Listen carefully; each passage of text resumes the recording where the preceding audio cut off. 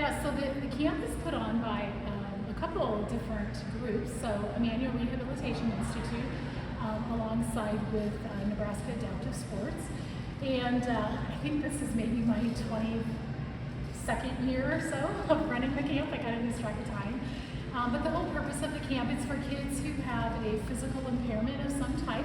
Some kids are able to walk using bracing. Some kids maybe they have to use a chair, to be able to get around within the community environment. But the whole purpose of the camp is to help introduce the kids, along with their families and parents and siblings, to all the different types of sport and recreation opportunities that they could potentially be a part of. A lot of the kids, might be the only child within their school system and don't have that teammate, who might play wheelchair basketball with them, at their school.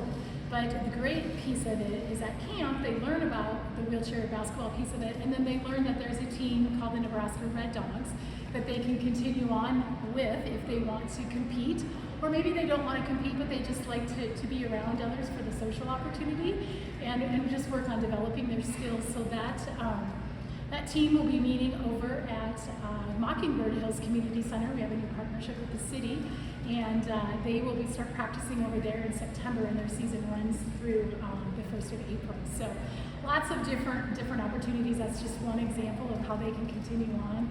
Sled hockey is another one. Tennis, if they wanted to do tennis, they have that opportunity as well. So again, just introducing them to how they can be active in school too, like within physical education classes. Sometimes the kids aren't sure what they can do, or maybe even their physical education teacher might not know how to adapt whatever the activity is. And we can be a resource for that kiddo, and their PE teacher can reach out to us, and we'd be happy to help them, or maybe provide equipment within the schools. We've done that definitely.